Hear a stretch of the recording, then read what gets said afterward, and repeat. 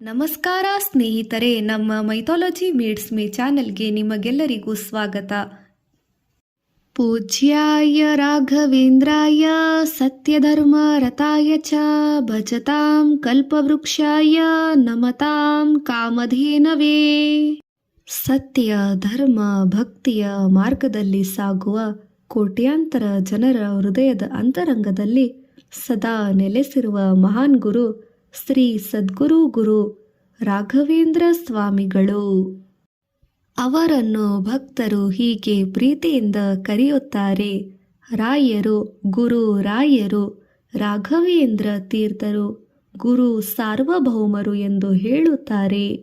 ಮಂತ್ರಾಲಯದ ಪವಿತ್ರ ತುಂಗಭದ್ರಾ ತೀರದಲ್ಲಿ ನೆಲೆಸಿಕೊಂಡಿರುವ ಅವರ ಬೃಂದಾವನವು ಈಗಲೂ ಕೂಡ ಲಕ್ಷಾಂತರ ಭಕ್ತರಿಗೆ ಭಕ್ತಿ, ಶ್ರದ್ಧೆ ಮತ್ತು ಆಧ್ಯಾತ್ಮಿಕದ ಆಶ್ರಯದ ಕೇಂದ್ರವಾಗಿದೆ.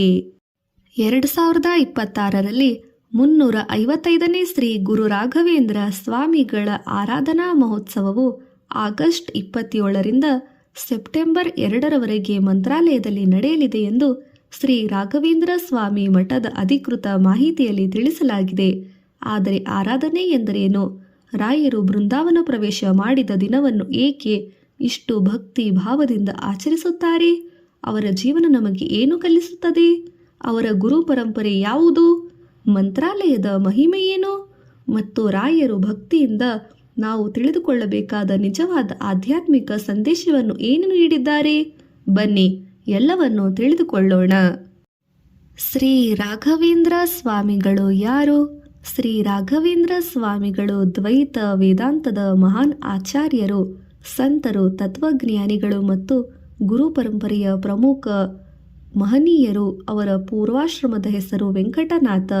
ಬಾಲ್ಯದಿಂದಲೇ ಅವರಿಗೆ ವಿದ್ಯೆ, ವೇದ, ಶಾಸ್ತ್ರ ಮತ್ತು ಭಕ್ತಿಯ ಮೇಲೆ ಅಪಾರ ಆಸಕ್ತಿ ಇತ್ತು ಎಂದು ರಾಯರ ಪರಂಪರೆಯಲ್ಲಿ ಹೇಳಲಾಗುತ್ತದೆ. ಅವರು ಸಂಸ್ಕೃತ, ವೇದಾಂತ, ನ್ಯಾಯ, ಮೀಮಾಂಸೆ ಮತ್ತು ಇತರ ಶಾಸ್ತ್ರಗಳಲ್ಲಿ ಅಪಾರ ಪಾಂಡಿತ್ಯವನ್ನು ಪಡೆದಿದ್ದಾರೆ. ನಂತರ ಸನ್ಯಾಶ್ರಮವನ್ನು ಸ್ವೀಕರಿಸಿ ಶ್ರೀ ರಾಘವೇಂದ್ರ ತೀರ್ಥರು ಎಂಬ ಹೆಸರಿನಿಂದ ಪ್ರಸಿದ್ಧರಾದರು. ಅವರು ಕೇವಲ ಪಂಡಿತರಾಗಿರಲಿಲ್ಲ, ಅವರು ಜ್ಞಾನವನ್ನು ಭಕ್ತಿಯೊಂದಿಗೆ ಮತ್ತು ಭಕ್ತಿಯನ್ನು ಧರ್ಮಾಚರಣೆಗೆ ಜೋಡಿಸಿದ ಮಹಾನ್ ಗುರು. ದ್ವೈತ ವೇದಾಂತದ ಪರಂಪರೆ. ಶ್ರೀ ರಾಘವೇಂದ್ರ ಸ್ವಾಮಿಗಳ ಆಧ್ಯಾತ್ಮಿಕ ಪರಂಪರೆ ಶ್ರೀ ಮಧ್ವಾಚಾರ್ಯರ ದ್ವೈತ ವೇದಾಂತದೊಂದಿಗೆ ಸಂಬಂಧ ಹೊಂದಿದೆ. ದ್ವೈತ ವೇದಾಂತದಲ್ಲಿ ಜೀವ ಮತ್ತು ಪರಮಾತ್ಮರ ನಡುವೆ ಭೇದವಿದೆ ಎಂಬ ತತ್ವಕ್ಕೆ ಮಹತ್ವವಿದೆ. ಭಗವಂತನು ಪರಮ ಸ್ವತಂತ್ರ, ಜೀವನು ಅವನ ಅನುಗ್ರಹದಿಂದ ಅವಲಂಬಿಸಿರುವನು. ಆದ್ದರಿಂದ ಭಕ್ತಿ, ಜ್ಞಾನ ಮತ್ತು ಧರ್ಮಾಚರಣೆಯ ಮೂಲಕ ಭಗವಂತನ ಅನುಗ್ರಹವನ್ನು ಪಡೆಯಲು ಅತಿ ಮುಖ್ಯ ಕಾರಣವಾಗಿದೆ. ಶ್ರೀ ರಾಘವೇಂದ್ರ ಸ್ವಾಮಿಗಳ ಪರಂಪರೆಯ ಮೂಲವೇ ಶ್ರೀ ಮಧ್ವ ಸಂಪ್ರದಾಯ. ಮಂತ್ರಾಲಯದ ಅಧಿಕೃತ ಮಠದ ಮಾಹಿತಿಯು ಮಠವನ್ನು ದ್ವೈತ ವೇದಾಂತ, ವೇದಾಧ್ಯಯನ ಮತ್ತು ಆಧ್ಯಾತ್ಮಿಕ ಉನ್ನತಿಯ ಪ್ರಮುಖ ಕೇಂದ್ರವೆಂದು ವಿವರಿಸಲಾಗುತ್ತದೆ. ಶ್ರೀ ಗುರು ರಾಘವೇಂದ್ರರ ಮಹಿಮೆ. ಭಕ್ತರು ರಾಯರನ್ನು ಕೇವಲ ಒಬ್ಬ ಐತಿಹಾಸಿಕ ಸಂತನಂತೆ ನೋಡುವುದಿಲ್ಲ. ಅವರು ತಮ್ಮನ್ನು ಗುರುವಾಗಿ ಆಶ್ರಯಿಸಿದ ಭಕ್ತರಿಗೆ ಸದಾ ಕೃಪೆ ನೀಡುವ ಗುರು ಎಂದು ಭಾವಿಸುತ್ತಾರೆ. ಅದಕ್ಕಾಗಿ ಅವರನ್ನು ಕಲಿಯುಗದ ಕಾಮಧೇನು ಮತ್ತು ಕಲಿಯುಗದ ಕಲ್ಪವೃಕ್ಷ ಎಂದು ಭಕ್ತಿಪೂರ್ವಕವಾಗಿ ಕರೆಯುತ್ತಾರೆ. ಇದರ ಅರ್ಥವನ್ನು ನಾವು ಆಧ್ಯಾತ್ಮಿಕವಾಗಿ ಅರ್ಥ ಮಾಡಿಕೊಳ್ಳಬೇಕು. ಕಾಮಧೇನು ಅಥವಾ ಕಲ್ಪವೃಕ್ಷ ಎಂಬುದು ಭಕ್ತರ ಒಳಿತನ್ನು ಬಯಸುವ ಕರುಣಾಮಯ ಗುರು ಎಂಬ ಭಕ್ತಿ ಭಾವನೆಯನ್ನು ಸೂಚಿಸುತ್ತದೆ. ಆದರೆ ಗುರುಭಕ್ತಿ ಎಂದರೆ ಕೇವಲ ನಮ್ಮ ಆಸೆಗಳನ್ನು ಈಡೇರಿಸಿಕೊಳ್ಳಬೇಕೆಂದು ಬೇಡುವುದು ಅಲ್ಲ. ನಿಜವಾದ ಗುರುಭಕ್ತಿ ಎಂದರೆ ಗುರು ತೋರಿಸಿದ ಧರ್ಮ ಮಾರ್ಗದಲ್ಲಿ ನಡೆಯುವುದು. ರಾಯರ ಜೀವನದ ಮಹತ್ವ. ಶ್ರೀ ರಾಘವೇಂದ್ರ ಸ್ವಾಮಿಗಳ ಜೀವನ ನಮಗೆ ಒಂದು ದೊಡ್ಡ ಪಾಠ ನೀಡುತ್ತದೆ. ಜ್ಞಾನ, ಭಕ್ತಿ, ಭಾವ ಒಂದಕ್ಕೊಂದು ವಿರುದ್ಧವಲ್ಲ. ಒಬ್ಬ ವ್ಯಕ್ತಿ ಶಾಸ್ತ್ರಜ್ಞಾನಿಯಾದರೂ ಭಕ್ತನಾಗಿರಬೇಕು. ಅದೇ ರೀತಿ ಭಕ್ತನಾಗಿದ್ದರೂ ಜ್ಞಾನವನ್ನು ಹುಡುಕಲು ಅರಿಯಬೇಕು. ರಾಯರ ವೇದಾಂತದ ಆಳವಾದ ತತ್ವಗಳನ್ನು ಅಧ್ಯಯನ ಮಾಡಿದರು, ಗ್ರಂಥಗಳನ್ನು ರಚಿಸಿದರು, ಶಿಷ್ಯರಿಗೆ ಬೋಧಿಸಿದರು, ಭಕ್ತರಿಗೆ ಮಾರ್ಗದರ್ಶನ ನೀಡಿದರು ಮತ್ತು ಧರ್ಮ, ಭಕ್ತಿ ಮತ್ತು ಸದಾಚಾರ ಮಹತ್ವವನ್ನು ಸಾರಿದರು. ಅವರ ಜೀವನದಲ್ಲಿ ವಿದ್ಯೆ, ವೈರಾಗ್ಯ, ಭಕ್ತಿ ಮತ್ತು ಸೇವೆ ಒಂದಾಗಿ ಕಾಣುತ್ತವೆ. ಮಂತ್ರಾಲಯದ ಪವಿತ್ರ ಕ್ಷೇತ್ರ. ಈಗ ನಾವು ತಲುಪುವ ಪವಿತ್ರ ಸ್ಥಳ ಮಂತ್ರಾಲಯ. ತುಂಗಭದ್ರಾ ನದಿಯ ತೀರದಲ್ಲಿರುವ ಮಂತ್ರಾಲಯವು ಶ್ರೀ ರಾಘವೇಂದ್ರ ಸ್ವಾಮಿಗಳ ಬೃಂದಾವನದಿಂದಾಗಿ ಜಗತ್ತಿನಾದ್ಯಂತ ಪ್ರಸಿದ್ಧವಾಗಿದೆ. ಇದು ಕೇವಲ ಒಂದು ದೇವಸ್ಥಾನವಲ್ಲ, ಇದು ಗುರುಭಕ್ತಿ, ದ್ವೈತ ವೇದಾಂತ, ವೇದಾಧ್ಯಯನ, ಪೂಜೆ, ದಾಸೋಹ ಮತ್ತು ಭಕ್ತಿಯ ಕೇಂದ್ರ. ಭಾರತ ಸರ್ಕಾರದ ಪ್ರವಾಸೋದ್ಯಮ ಮಾಹಿತಿಯು ಕೂಡ ಮಂತ್ರಾಲಯವನ್ನು ಶ್ರೀ ರಾಘವೇಂದ್ರ ಸಾರ್ವಭೌಮ ಸ್ವಾಮಿಗಳ ಪವಿತ್ರ ವೃಂದಾವನ ಇರುವ ಪ್ರಮುಖ ತೀರ್ಥಕ್ಷೇತ್ರವೆಂದು ವಿವರಿಸುತ್ತದೆ. ಪ್ರತಿದಿನ ಸಾವಿರಾರು ಭಕ್ತರು ರಾಯರ ದರ್ಶನಕ್ಕಾಗಿ ಮಂತ್ರಾಲಯಕ್ಕೆ ಬರುತ್ತಾರೆ. ಯಾರೋ ತಮ್ಮ ಸಮಸ್ಯೆಗಳನ್ನು ಹೊತ್ತು ಬರುತ್ತಾರೆ, ಯಾರೋ ಕೃತಜ್ಞತೆಯಿಂದ ಬರುತ್ತಾರೆ, ಯಾರೋ ಮನಸ್ಸಿಗಾಗಿ ಶಾಂತಿಯಿಂದ ಬರುತ್ತಾರೆ. ಆದರೆ ಎಲ್ಲರ ಹೃದಯದ ಅಂತರಂಗದಲ್ಲಿ ಒಂದೇ ಭಾವನೆ, ಗುರು ರಾಯರೇ ನಮ್ಮನ್ನು ಅನುಗ್ರಹಿಸಬೇಕು. ಬೃಂದಾವನದ ಪ್ರವೇಶ. ಶ್ರೀ ರಾಘವೇಂದ್ರ ಸ್ವಾಮಿಗಳ ಆರಾಧನೆಯ ಕೇಂದ್ರ ಭಾವನೆ. ಬೃಂದಾವನ ಪ್ರವೇಶ. ಪರಂಪರೆಯ ಪ್ರಕಾರ ರಾಯರು ಮಂತ್ರಾಲಯದಲ್ಲಿ ಬೃಂದಾವನ ಪ್ರವೇಶ ಮಾಡಿದರು. ಭಕ್ತಿ ಪರಂಪರೆಯಲ್ಲಿ ಇದನ್ನು ಸಾಮಾನ್ಯ ಮರಣವೆಂದು ನೋಡದೆ ಜೀವಂತ ಸಮಾಧಿ ಮತ್ತು ನಿರಂತರ ಗುರು ಸಾನ್ನಿಧ್ಯದ ಸಂಕೇತವಾಗಿ ಕಾಣಲಾಗುತ್ತದೆ. ಅದಕ್ಕಾಗಿ ರಾಯರ ಆರಾಧನೆಗೆ ದುಃಖದ ದಿನವಲ್ಲ, ಇದು ಗುರುವಿನ ನಿತ್ಯ ಸಾನ್ನಿಧ್ಯವನ್ನು ಸ್ಮರಿಸುವ ಪವಿತ್ರ ದಿನ.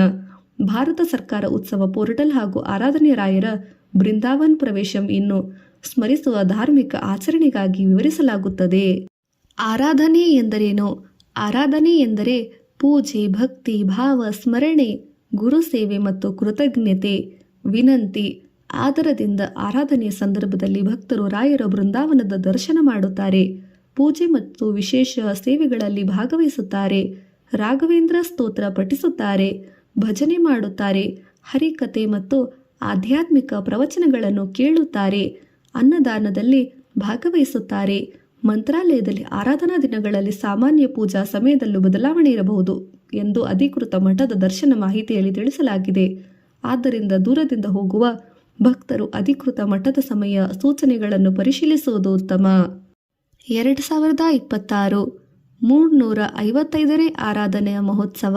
2026ರಲ್ಲಿ ಮಂತ್ರಾಲಯದಲ್ಲಿ ನಡೆಯಲಿರುವುದು 355ನೇ ಶ್ರೀ ರಾಘವೇಂದ್ರ ಸ್ವಾಮಿಗಳ ಆರಾಧನಾ ಮಹೋತ್ಸವ.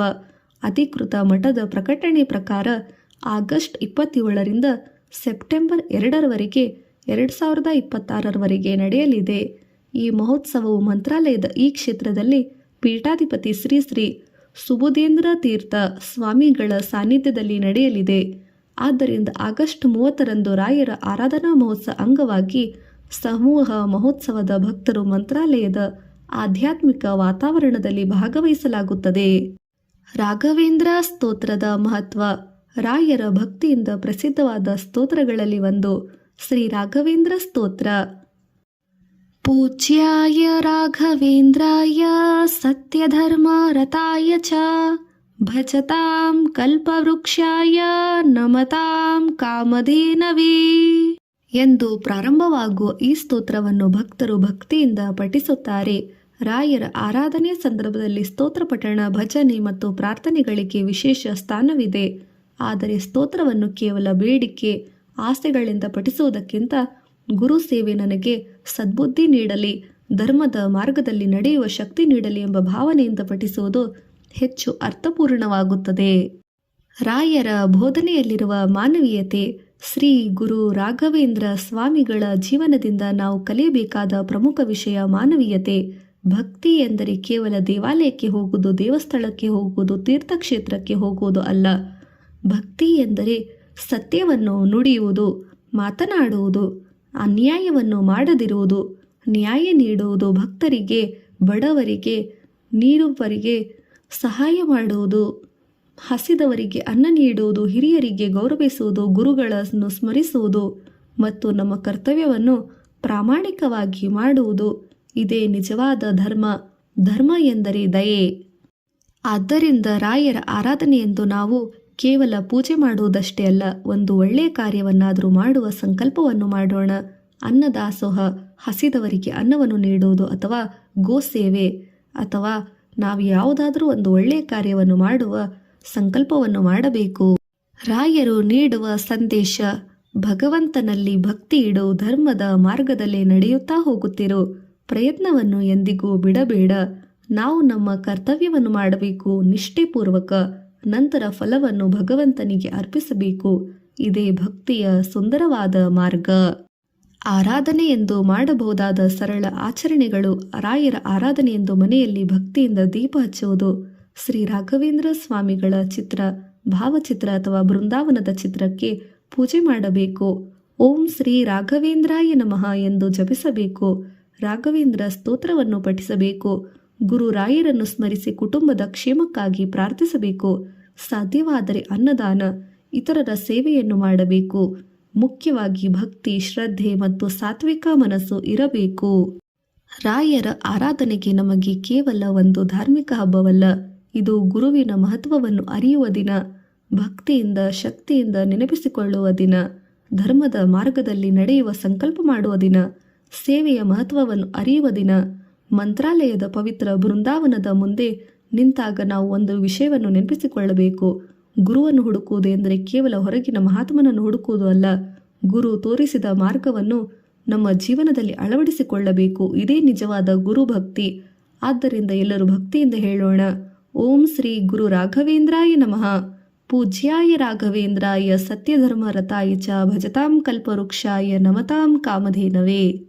ಗುರು ರಾಯರು ನಮಗೆಲ್ಲರಿಗೂ ಸದ್ಬುದ್ಧಿ, ಧೈರ್ಯ, ಆರೋಗ್ಯ, ಶಾಂತಿ ಮತ್ತು ಧರ್ಮ ಮಾರ್ಗದಲ್ಲಿ ನಡೆಯುವ ಶಕ್ತಿಯನ್ನು ಅನುಗ್ರಹಿಸಲಿ. ಶ್ರೀ ಗುರು ರಾಘವೇಂದ್ರ ಸ್ವಾಮಿಗಳೇ ನಮ್ಮೆಲ್ಲರ ಮೇಲೆ ಅನುಗ್ರಹಿಸಿ ಕಾಪಾಡಲಿ. ಗುರು ರಾಯರ ಕೃಪೆ ನಮ್ಮ ಮೇಲೆ ಸದಾ ಇರಲಿ. ಶ್ರೀ ರಾಘವೇಂದ್ರಾಯ ನಮಃ. ಗುರು ರಾಯರಿಗೆ ಶರಣು. ಮಂತ್ರಾಲಯದ ಪ್ರಭು ಸಾರ್ವಭೌಮ ರಾಘವೇಂದ್ರ ಸ್ವಾಮೀಜಿ ಅವರಿಗೆ ಶರಣು ಶರಣಾರ್ಥಿ. ಪೂಜ್ಯಾಯ ರಾಘವೇಂದ್ರಾಯ ಸತ್ಯಧರ್ಮ ರತಾಯ ಚ ಭಜತಾಂ ಕಲ್ಪವೃಕ್ಷಾಯ ನಮತಾಂ ಕಾಮಧೇನವೇ.